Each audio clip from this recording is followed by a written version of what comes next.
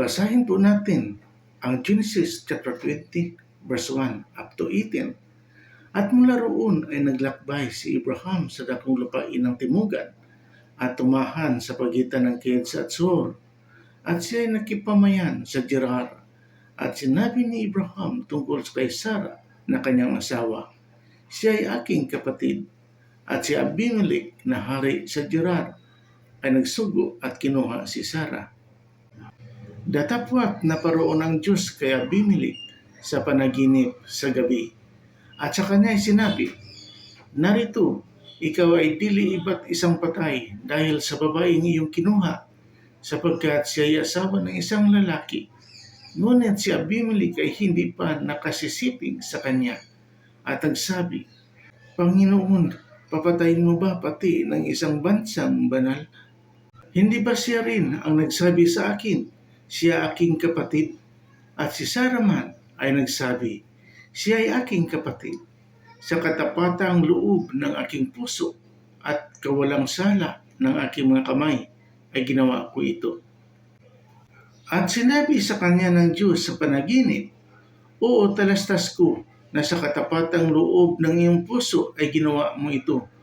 At hinadlangan din naman kita sa pagkakasala ng laban sa akin, kaya't hindi ko pinahintulot sa iyong galawin mo siya.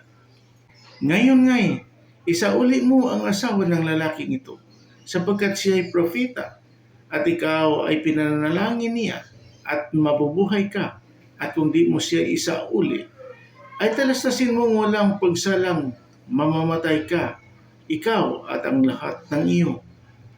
At si Abimelech ay bumangong maaga ng kinaumagahan at tinawag ang lahat niyang bataan.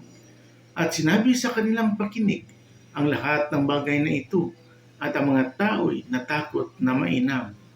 Nang magkagayoy, tinawag ni Abimelech si Abraham at sa kanya'y sinabi, anong ginawa mo sa amin? At sa ano ako nagkasala laban sa iyo? Na dinalhan mo ako at ang aking kaharian ng isang malaking kasalanan. Ginawan mo ako ng mga gawang di marapat gawin. At sinabi ni Abimelech kay Abraham, ano nakita mo na ginawa mo ang bagay na ito? At sinabi ni Abraham, sapagkat inisip ko, tunay na walang takot sa Diyos sa dakong ito, at papatay nila ako dahil sa aking asawa.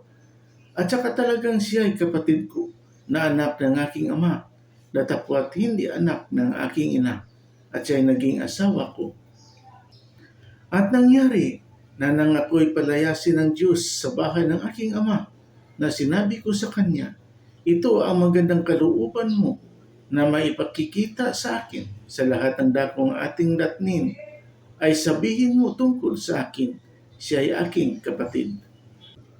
At si Abimelech ay kumuha ng mga tupa at mga baka at mga aliping lalaki at babae at ipinagbibigay kay Abraham at isinauli sa kanya si Sarah na kanyang asawa at sinabi ni Abimelech, narito ang lupain ko ay nasa harapan mo, tumahan ka kung saan mo magalingin.